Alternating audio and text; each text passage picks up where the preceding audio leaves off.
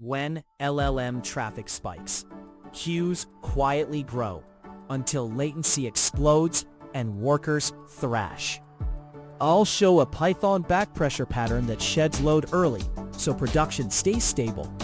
This is the pattern you'll be able to implement by the end, which admits burst jobs under a queue cap and drains at a target latency. Shedding overflow. I'm Professor Pi, teaching AI engineering and LLM systems with simple Python. LLM backpressure is a practical pattern for keeping latency predictable when many requests arrive at once. In the wild, one bad release or a sudden user trend will flood your inference tier. Left unchecked, that flood turns into long queues, then long tails, and eventually failed requests and overloaded workers. Success here means stable P95 latency and a clear trade-off between throughput and accepted work. Backpressure is not magic. It is a set of simple choices that refuse excess work early, so the system can serve the accepted work well. The intuitive idea is that you admit only as much work as your workers can handle, without creating invisible backlog. Think of a small foyer in front of an elevator. If you let the foyer overflow, people crowd the hallway and wait times explode. If you cap the foyer, you either hold arrivals outside or reject them. In our case, the foyer is a bounded queue and the elevator is a fixed worker pool. The system either accepts work into the queue or sheds it, and each choice has a predictable effect on latency. We will build a tiny toy that demonstrates 5 ideas. First, a hard queue cap that rejects extra tasks. Then, a worker pool that drains the cap and shows how sleep time maps to model latency. Next, a priority admission so short jobs do not drown behind long ones. After that, an enqueue deadline so producers give up quickly. Finally, a small end-to-end toy that measures enqueue to completion latency under burst. No dense math, just straightforward Python patterns and clear knobs you can tune.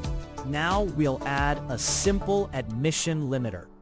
This snippet enforces a hard queue limit and rejects excess work to keep wait times bounded. A small deque called queue represents your admission buffer with a fixed capacity cap. The list jobs is a burst of incoming requests, and each item is either appended if space remains or counted as rejected when the queue is full. The variables accepted and rejected track how much traffic makes it into the system versus what is shed to protect latency. If you increase cap, more work enters, but the backlog risk grows. Decreasing it sheds earlier. The printed counts show how bounding prevents silent queue growth under spikes. Next, we'll show workers draining that bounded queue. This code runs a tiny worker pool that drains a bounded queue and sheds new work when full. The queue uses queue with max size to cap backlog, and 2 threads created by threading thread simulate LLM workers. The function W repeatedly gets an item, sleeps to emulate model latency, and increments proc to record completed tasks. Producers try put nowait, which either enqueues immediately or raises queue full. The accept path increments dropped to account for load shedding. If you shorten the sleep duration, throughput rises and dropped falls. Lengthening it will do the opposite. The printed counts confirm workers finish some tasks while overflow is cut off quickly. Now we'll prioritize short requests so tails shrink. This example prioritizes short jobs so small requests don't sit behind slow ones. The PQ variable is a queue priority queue with a size cap. Each job is a tuple of cost and name. The worker function W removes the smallest cost item first and sleeps for a time proportional to that cost to mimic LLM latency, then appends the name to done. The producer attempts PQ put no wait for each candidate. When full, extra work is ignored, preserving priority order among accepted items. Decreasing a job's cost raises its priority and reduces its completion delay. The printed first done shows the fast job finished earliest, demonstrating tail-friendly scheduling. Next, we'll add an enqueue deadline so producers do not block long. This code adds a firm enqueue deadline so producers abandon quickly instead of clogging. The queue.Queue enforces capacity, and 2 worker threads drain it at a steady pace using time sleep to represent model time. Each producer call uses queue put with a small timeout, which blocks briefly if full, and then raises queue full if the deadline is exceeded. Admitted work increments ACC, while timed out attempts increment shed, keeping upstream latency bounded. Increasing the timeout allows more buffering, but risks higher end-to-end delays. Decreasing it sheds sooner and keeps queues shallow.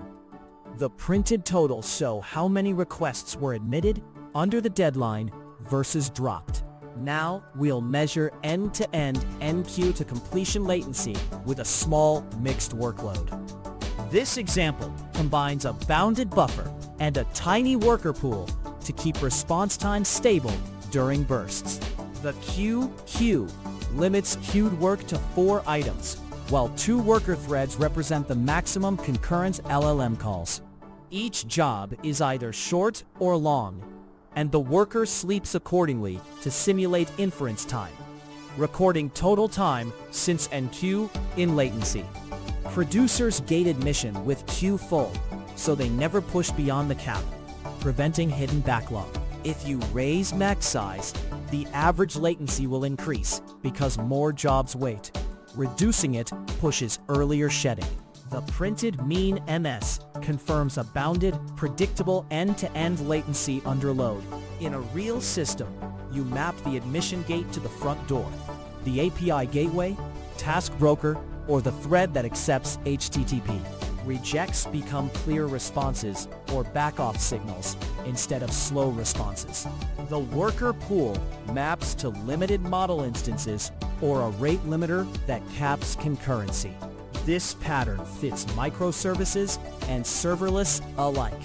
Recap: it is a set of admission rules and small worker pools that reject excess traffic early.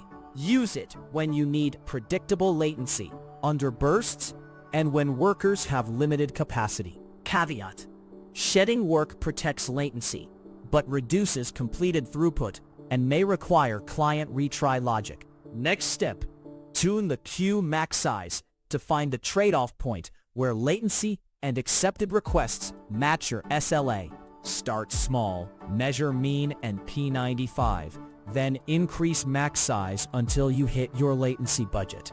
If short, practical AI engineering helps, subscribe and watch the AI engineering videos.